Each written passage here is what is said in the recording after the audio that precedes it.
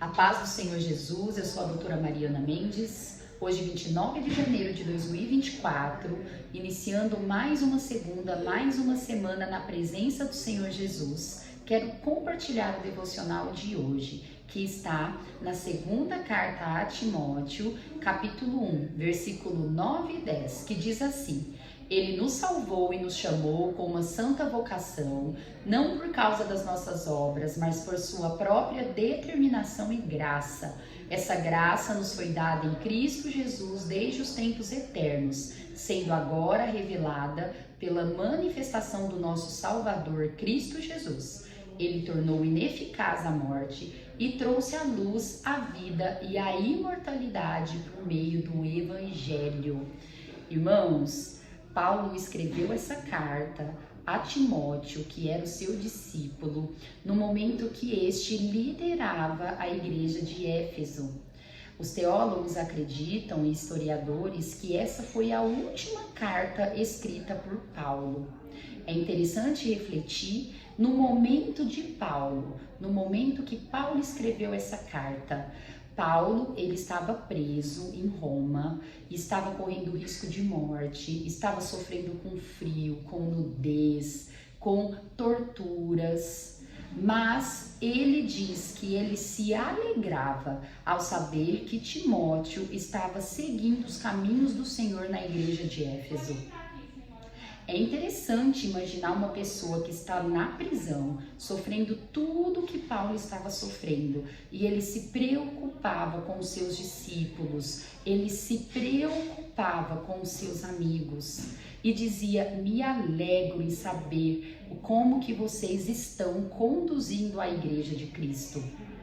Paulo, ele escrevia essas cartas para orientar segundo a doutrina de Cristo os seus discípulos, onde nessa carta ele diz que Jesus salvou a igreja dele e chamou para uma santa vocação cada um dos seus escolhidos, não por merecimento próprio, mas pela graça de Deus, pelo sacrifício que Jesus fez na cruz para salvar todos aqueles que creram nele, que creram na sua morte e ressurreição e nas suas promessas. Olha que carta, olha que doutrina maravilhosa essa que nós seguimos, irmãos.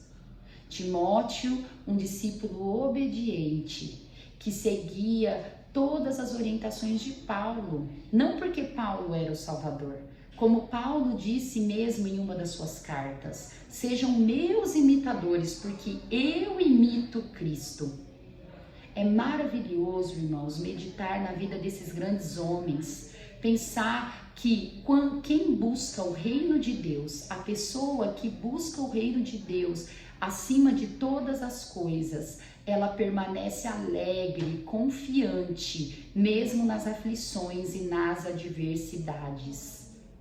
Paulo, Pedro, os outros apóstolos, devido à graça de Jesus, que nos transformou em templo do Espírito Santo, ele colocou dentro de nós a paz e a alegria que transcende todo entendimento, independente das circunstâncias no qual vivemos.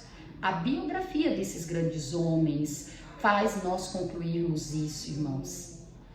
Quando eu comparo o Antigo Testamento com o Novo Testamento, como as pessoas, como que o povo de Deus vivia antes da vinda de Jesus e após a vinda de Jesus, nós percebemos que aqueles homens, eles sentiam mais aflições, eles sentiam mais tristeza do que os discípulos de Jesus após a vinda de Jesus. Pois naquela época, irmãos, antes da graça salvadora, o Espírito Santo, ele não habitava naquelas pessoas. O Espírito Santo, ele vinha nos profetas, usava os profetas, Deus falava diretamente com os profetas, mas o Espírito Santo não habitava naquelas pessoas. E nós vemos através dos relatos de Jeremias, de Elias, de Moisés, como eles sentiam mais o peso da aflição e da adversidade terrena do que os grandes homens após Jesus Cristo. Nós vemos Paulo preso, Paulo sofrendo tortura, sofrendo frio, sofrendo fome, dizendo: eu me alegro em Cristo. Pedro, idem. Os grandes homens de Deus se alegravam, João, na presença do Espírito Santo, mesmo vivendo toda aquela tormenta que a igreja primitiva viveu. Isso é a graça redentora, a graça transformadora, porque o Espírito Santo, Jesus, ele prometeu deixar o grande Consolador até a sua segunda vinda, e ele cumpriu. Hoje nós somos templos do Espírito Santo, e quando reconhecemos essa graça de Jesus, nós conseguimos nos alegrar e termos paz, mesmo vivendo uma grande aflição, mesmo vivendo uma grande dor. Irmãos, que nós possamos meditar na vida de Paulo, amar o próximo, independente da dor que carregamos, sermos alegres, termos paz, olharmos para o reino de Deus, independente da circunstância.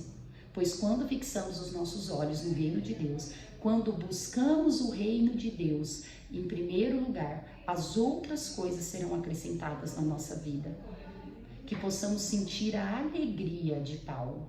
E a fonte dessa alegria é o reino de Deus, chama-se Jesus Cristo. A meditação do autor do Café com Deus Pai diz: mude os ciclos de derrota por ciclos de intimidade com Deus. Não olhemos para o que está aqui, para as coisas palpáveis, para a circunstância familiar, para a circunstância política, a circunstância no trabalho, a sua dificuldade que você encontra hoje. Mas medite no reino de Deus, que é a alegria, que traz a paz, que transcende todo o entendimento. A leitura bíblica de hoje, irmãos, está no Salmo 13, um salmo maravilhoso que nos ensina a orar, que nos ensina a adorar a Deus, independente do que passamos, independente da aflição. O Salmo 13 diz assim: oração de fé. Até quando, Senhor, esquecer-te-ás de mim para sempre? Até quando ocultarás de mim o rosto? Até quando estarei eu relutando dentro de minha alma, com tristeza no coração cada dia? Até quando se erguerá contra mim o meu inimigo? Atenta para mim, responde-me, Senhor Deus meu. Ilumina-me os olhos para que eu não durma o sono da morte, para que não diga o meu inimigo: prevaleci contra ele, e não se regozijem os meus adversários, vindo eu a vacilar. No tocante a mim, confio na tua graça. Regozije-se o meu coração na tua salvação. Cantarei ao Senhor, porquanto me tem feito muito bem. Irmãos, meditar em Davi é meditar em orações, em louvores, em adoração.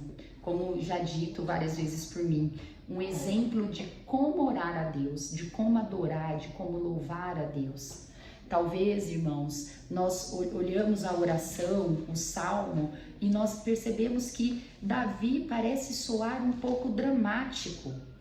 E não era drama, irmãos. O contexto que Davi veio, um rei de Israel, não é como o rei da Inglaterra na atualidade, que vive naquele palácio, com todo aquele luxo.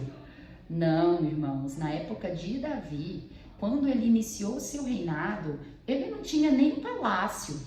As coisas eram muito difíceis. As nações vizinhas queriam invadir Israel e tomar Israel a todo custo.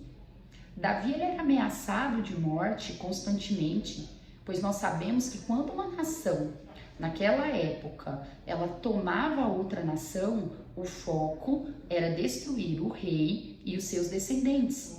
Pois uma nação sem um líder forte, ela se torna frágil. E Davi, ele sofria ameaças de morte. Por isso que ele diz: até quando, Senhor, eu vou viver isso? O Senhor não me escuta. Olha seus olhos para mim. Ouve o meu clamor. Só que é muito interessante como que Davi, ele sempre coloca na sua oração.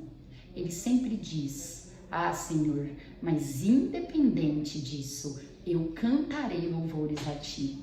Senhor, tem misericórdia de mim. O Salmo 8 diz: se o Senhor tiver misericórdia de mim, eu vou lá na frente de Jerusalém e falarei das suas obras. Davi era temente ao Senhor, independente do que Deus fazia na vida dele, pois ele sabia que tudo que Deus já tinha feito na vida dele, ele já merecia louvores, músicas, oração, o resto da vida. Ele não precisava fazer nada mais. E que hoje sejamos como Davi, que cantemos louvores a Deus, pelo que Deus já fez na nossa vida. Que independente do que Ele fizer, nós continuaremos no caminho e no propósito do Senhor. Meditemos em Timóteo, meditemos em Paulo, meditemos em Davi. Eu amo vocês em Cristo Jesus. Que essa palavra possa ter feito sentido para a vida de vocês, como fez para a minha. Até amanhã, Deus abençoe. Amo vocês em Cristo Jesus.